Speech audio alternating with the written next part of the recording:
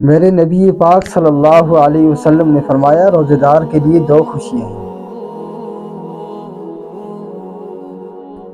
فرمایا للصائم فرحتان،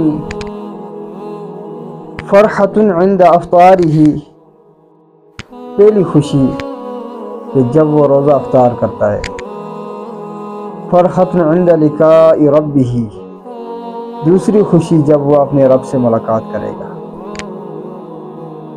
میرے بھائیوں، میرے دوستو، رحمت عالم صلی اللہ علیہ وسلم نے فرمایا میری امت کو رمضان المبارک کی وجہ سے 5 چیزیں مخصوص طور پر دی گئی ہیں جو پہلی امتوں کو نہیں ملی۔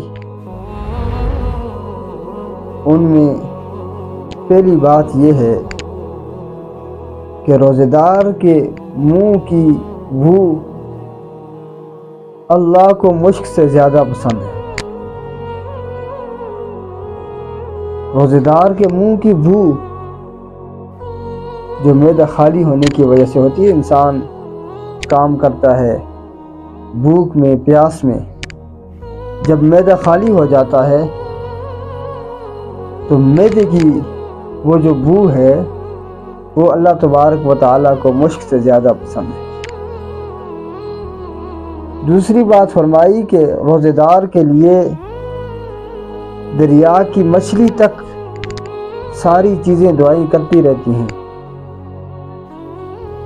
اور افطار کے وقت تک کرتی رہتی ہیں۔ تیسری بات فرمائی کہ سرکش شیاطین قید کر دیے جاتے ہیں تاکہ روزے داروں کا روزہ خراب نہ کر سکے۔ سرکش شیاطین قید کر دیے جاتے ہیں۔ اور چوتھی بات فرمائی کہ جنت ان کے لیے ہر روز آراستہ کر دی جاتی ہے۔ اور 5ویں بات فرمائی کہ رمضان المبارک کی آخری رات میں روزے دار کی مغفرت کر دی جاتی ہے۔ صحابہ اکرام نے پوچھا یہ شب مغفرت شب قدر ہے؟ فرمایا کہ نہیں، کہ جب مزدور مزدوری کرتا ہے، جب اس کا کام ختم ہو جاتا ہے تو اس کو اجرت دی جاتی ہے کہ میرے بندوں نے روزہ رکھا، پورے مہینے کا روزہ رکھا، تو اس وجہ سے اللہ تبارک و تعالیٰ نے ان کے گناہوں کو معاف فرما دیا ہے۔ اور رمضان المبارک کی آخری رات اللہ تبارک و تعالیٰ گناہوں کو معاف فرما کر بہت سارے روزے داروں کی بخشش فرما دیتا ہے۔ ایک بات قابل لحاظ ہے